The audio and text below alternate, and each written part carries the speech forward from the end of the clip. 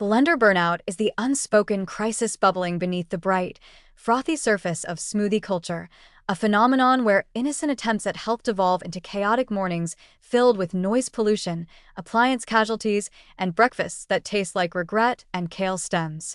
What started as a simple way to get your greens and has transformed into a competitive sport involving protein powders with names like Plant Rage and smoothies so thick they require architectural blueprints just to pour.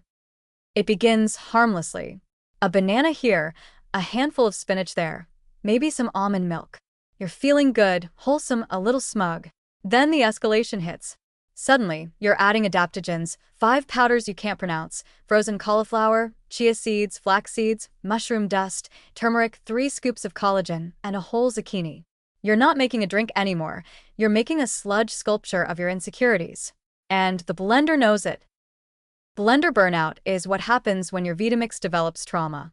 These machines weren't built to crush your every unresolved wellness aspiration, and yet here we are, asking them to emulsify root vegetables, frozen dragon fruit, and functional mushrooms before sunrise. The result? Overheated motors, melted gaskets, and the unmistakable smell of burning ambition. Appliance obituaries are piling up, casualties of too much coconut ice and not enough sanity. And the noise. Oh, the noise. At 6:30 a.m., when your neighbors are still deep in REM sleep, you hit liquefy and summon the sound of a Boeing engine preparing for liftoff. Dogs bark. Infants cry. Relationships strain. Roommates cower. No one should have to choose between earplugs and their gut health before coffee. Worse still are the actual smoothies. Once you've dumped every trendy superfood into your blender, you're left with something that looks like cement and tastes like yard clippings had an emotional breakdown. Sure, it's anti-inflammatory, but so is not drinking anything that resembles a pond at low tide. You tell yourself it's good, that it's healing. But deep down, you know, this is not breakfast. This is penance. And let's talk texture. Smoothies these days don't flow, they plop. You need a spoon, a sense of adventure, and occasionally a plunger to get them out of the cup. It's not a beverage, it's a challenge. Fitness influencers casually call them thickies, as if that makes the gelatinous swamp you're drinking any more palatable. It doesn't. You're chewing your drink. That's soup. You made cold soup. Blender burnout also comes with a sense of performance anxiety. Everyone's posting their smoothies like they're modern art. Perfect layers. Drizzled almond butter. Chia seeds in the shape of a heart. Meanwhile, your blueberry protein blast looks like punishment pudding and smells like beet burps. You don't post it. You apologize to it. Then there's the cleanup.